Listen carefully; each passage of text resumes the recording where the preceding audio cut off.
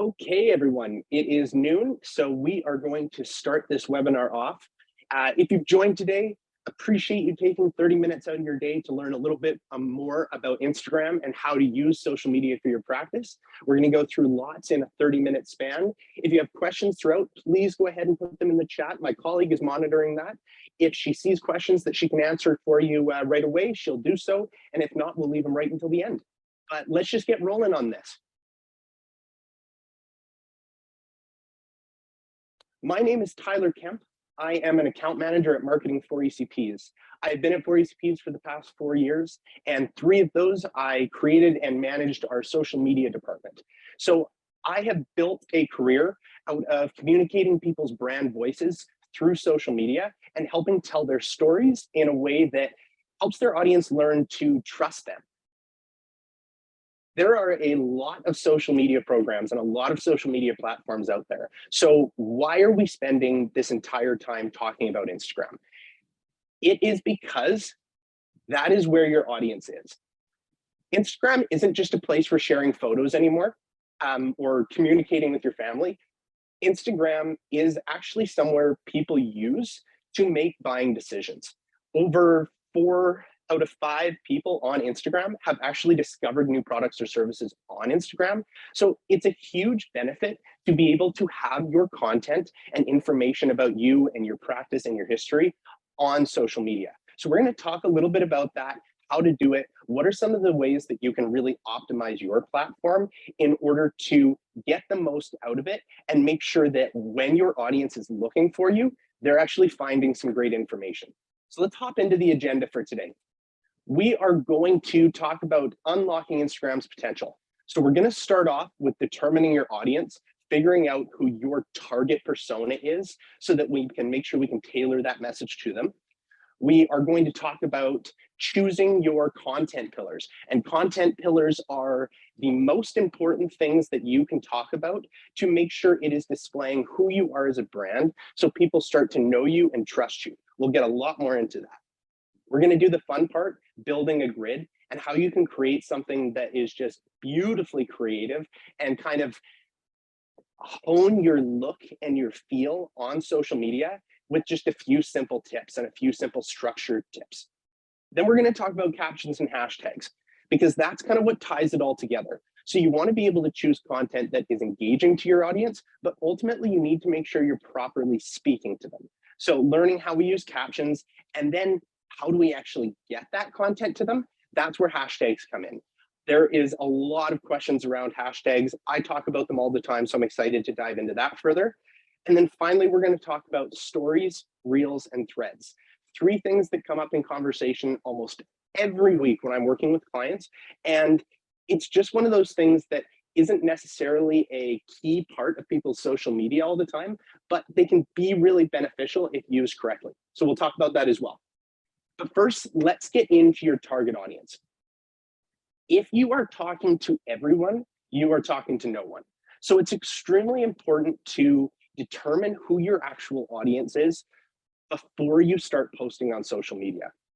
What I've seen a lot of is practices or just people on Instagram will try and speak to 10 different personas that they think could be valuable.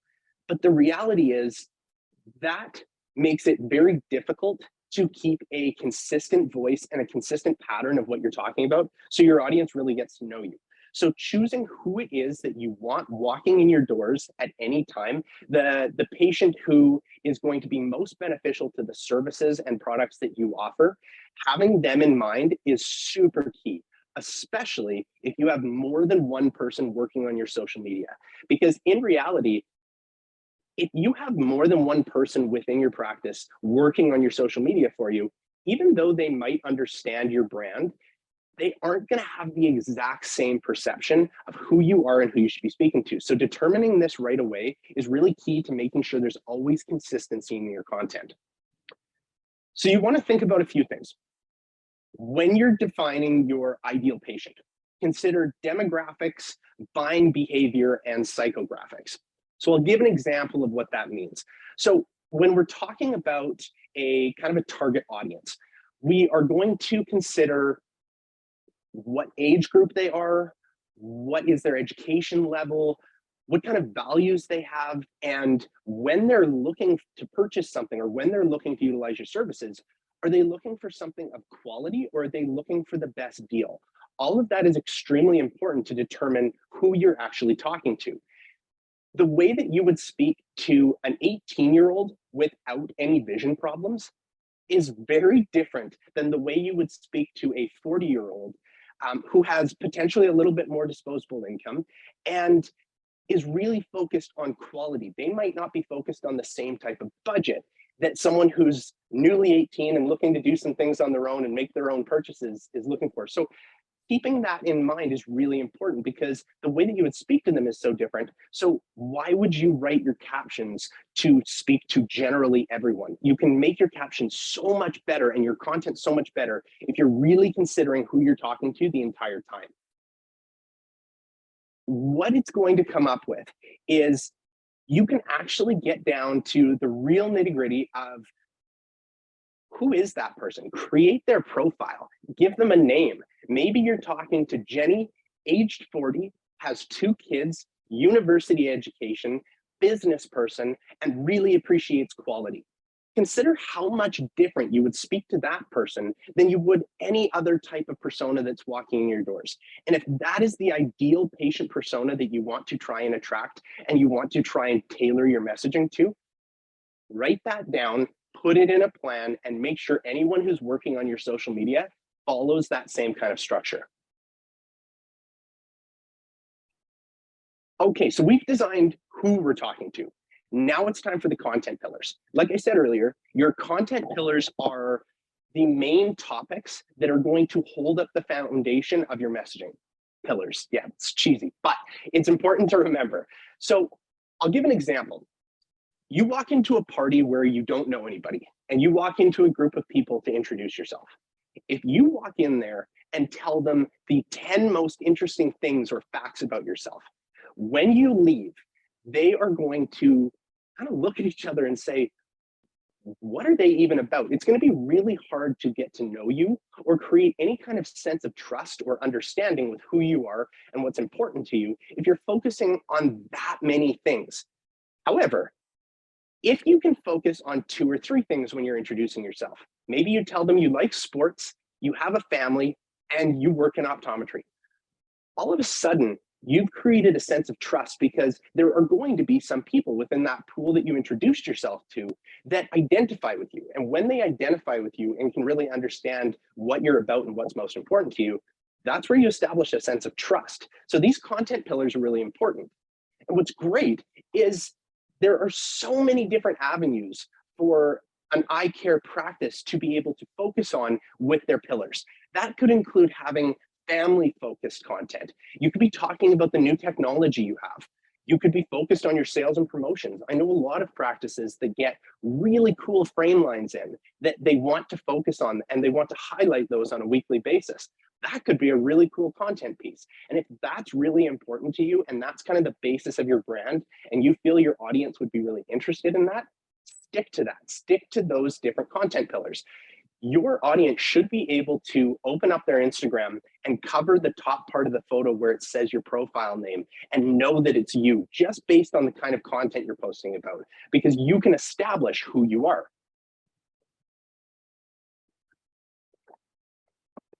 The other great thing about focusing on content pillars is that you can actually start to determine some patterns.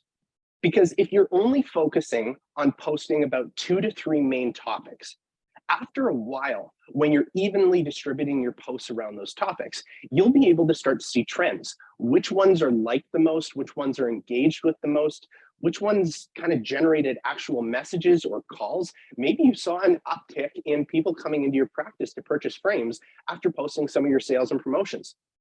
This is really important to see because even though you might start with a strategy that you're focused on sales, family, and technology, if the technology focus pillar is getting you very little interaction, then perhaps it's not something that you want to continue with.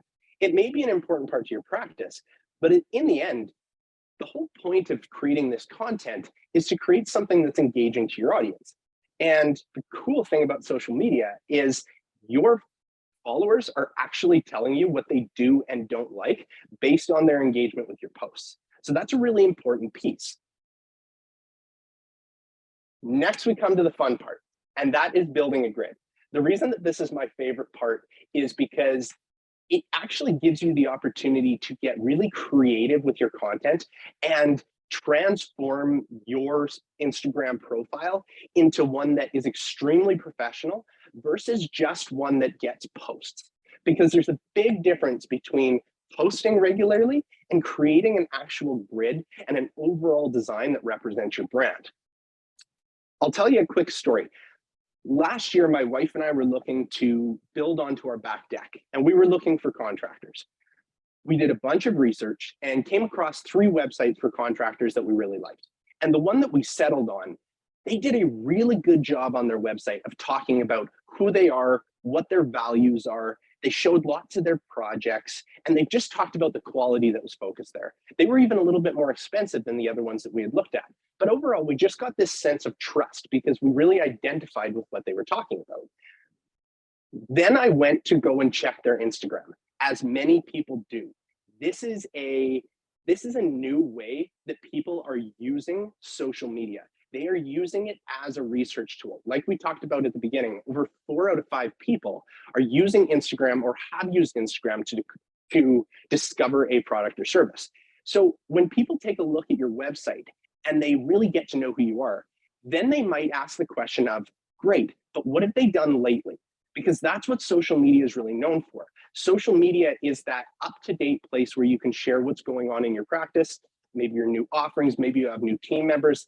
That's all really essential to post on there. So when we went to look for this contractor on Instagram, first of all, it took almost 5 minutes for me to find their actual profile, which was really disappointing because it's the reality of the consumer trend. We are lazy. Consumers are lazy.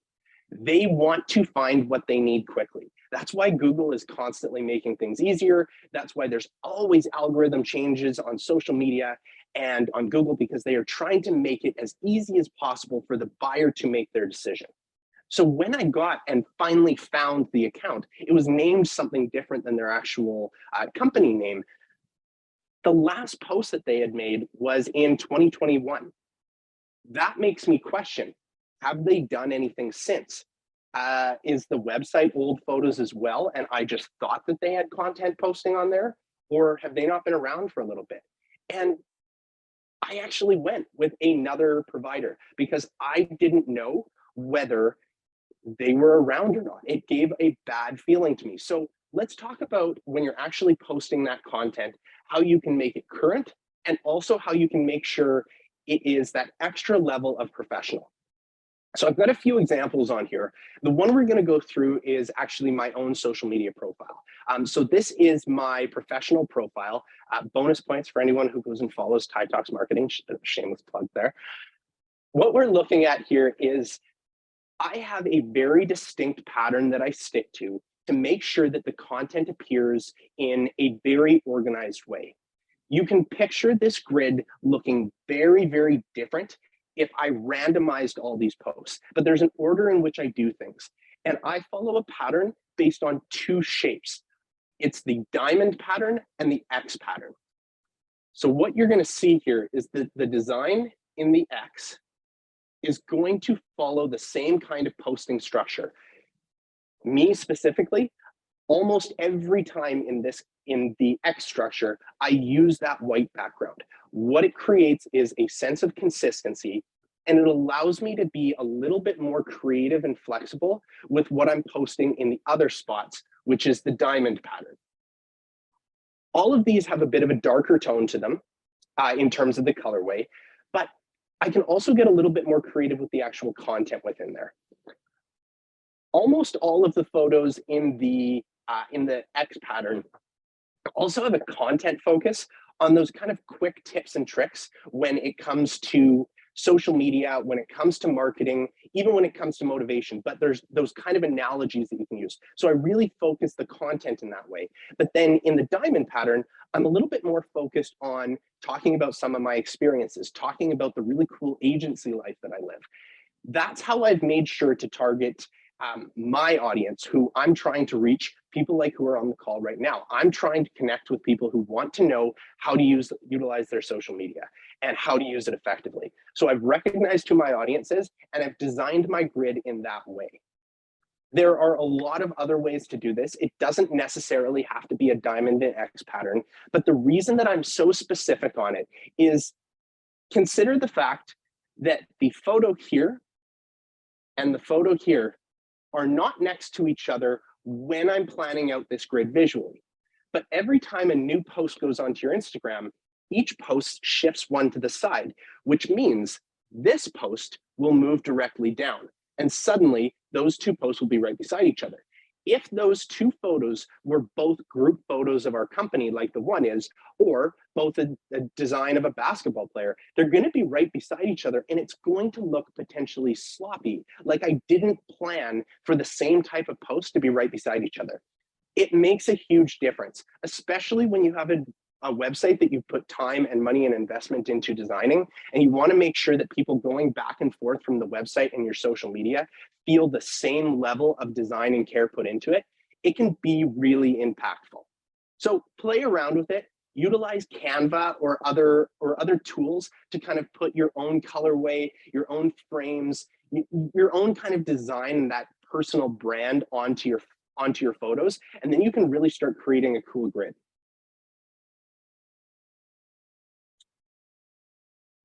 We went ahead. Next is captions and hashtags. So we've now talked about who you're speaking to. We have talked about how to put it all together. Now we want to talk about the language that is used. So going back to the point a little bit earlier, that the way you speak to your ideal patient persona would be different depending on who they are, depending on their age, depending on their level of spending, depending on their education. We want to make sure that when we're talking about captions, there is those small kind of minute details to make sure that you hear the voice. You've built a brand. You deserve to be able to put the time into making sure that brand is very clear to new followers or current followers. You've built a brand, you've built that persona. That's important to continue going to it. So when we're talking about captions, this is actually an example of a couple captions for clients that I had the opportunity to work with in the past. And both of these captions are essentially talking about the same thing. They're talking about preventative eye care appointments, but they have a very different tone. As you can see on this Gray's Lake post, right on this side here, what we see is the content of the post. It's a little bit more focused towards fun. It's a little bit more whimsical. Gray's Lake, the people there, their brand is so much almost like Disney personified. So they want to keep it light, they want to keep it casual, and they want to keep it fun. So their opening line was, "Be honest, how long has it been since your last eye exam?" It's kind of cheeky. It's kind of fun. It's pointing out that a lot of people might be going a little bit too far between appointments. And then it goes into some more information as to what they're talking about. Very similar caption on Dr. Zargar's post on the other side. Dr. Zargar is very focused around the educational aspect of eye care and making sure that her patients are always well informed and that she's really going into those important details. So instead of starting it off with a bit more of a fun caption, she started it off a little bit more focused on facts. She talks about 80% of learning happens through sight and uncorrected. All of that, that's because her brand really focuses on that, because she knows that's what her patients are expecting of her. And those are the kind of patients that she's wanting to reach out to and really create this connection with. Even the way that this is ended. With the Vision Care Gray's Lake one, the call to action is book your next appointment. Saying the same thing in a very different way for Dr. Zargar was schedule an eye health exam. That's the same thing, but it's very different. And it would seem very odd if these captions were switched to the other profile. Keeping that in mind is incredibly important. Now let's get to hashtags. This seems very complicated, but it's actually quite simple. A hashtag is a word or phrase that follows the pound key that helps group your post into any other posts that have also used that hashtag. So what I see too often is people utilizing hashtags to describe what is in the photo, rather than using hashtags to take that photo and group it into the right audience, group it to where you know your audience is going to be. So for example, if you have an office dog, people love seeing pets on Instagram, especially utilized in a business setting. So if you post a really cute photo of your dog wearing the new frame line that your practice brought in, wearing some funny sunglasses, if you use the caption to describe the post, hashtag funny dog in sunglasses, hashtag dog in eyewear, that is only going to group your photo or your post into that category. And unfortunately, no one in your area, no patient is going to say, I want new frames in Calgary. That's where I am right now. I'm in Calgary, Canada. If I'm looking for new frames, I am never going to think, I need new frames. I'm going to search hashtag funny dog in sunglasses. No, I'm going to search hashtag Calgary eyewear, hashtag Calgary sunglasses, hashtag Calgary optometrist. Even though the photo of the dog doesn't have anything to do with a Calgary optometrist, I recognize that the purpose of that post is to drive the people looking for those types of questions. So utilizing hashtags in that way is really important. I have an example here. When we were at Vision Expo last September, I used some hashtags for Las Vegas eye doctor or Las Vegas eye care. And what that did was it showed me all of the posts that have been associated in that way. Really important to check and make sure the content within those hashtags is relevant to your brand, where you want your brand being represented, and where you think your audience will be. Then it comes time to making sure you're using the hashtags in the right amount of hashtags. So you really only want about anywhere between 5 and 9 hashtags is the general rule that Instagram puts out, that Instagram likes. You can use up to 20, but Instagram doesn't normally like that. And then it comes down to, is there a hashtag that is useful versus unuseful? Stick to the 250 rule.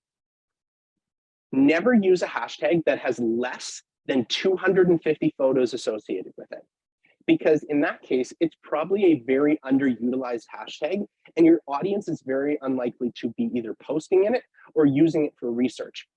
But on the flip side, never use a photo that has more than 250,000 photos associated with it, because what that is going to tell you is it is being used so often that your content can really get recycled so quickly down the feed, because every more recent post will push yours down. And the unfortunate piece of that is your patients are not going to get the chance to see your content for that long. Last few steps: stories, reels, and then we'll get to threads in a moment. The best time to use stories is when it doesn't fit the grid, but it still fits your brand. And what I mean by that is, I know a lot of practices take steps to celebrate their staff. It's fun to be able to post something for their birthday, but it doesn't necessarily have to live on your grid. Sometimes your staff won't even want that. Stories are far less permanent. Stories last for 24 hours. And so it can be a fun idea to post a story in there and even tag your staff member so they might be able to share it on their own. That's more exposure to your practice because their followers will then see your story there as well.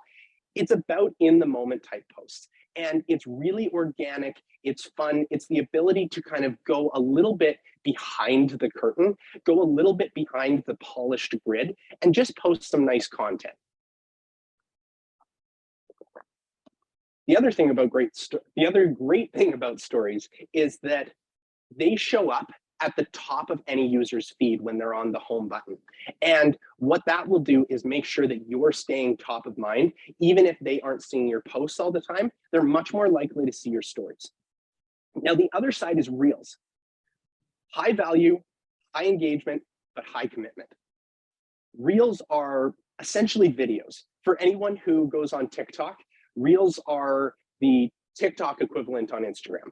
And about 2 years ago, when TikTok was really starting to gain a lot of popularity during the pandemic, when we all didn't have anything else to do and we were all just scrolling through TikTok, Instagram came out and said that they were going to prioritize Reels and video content on their platform.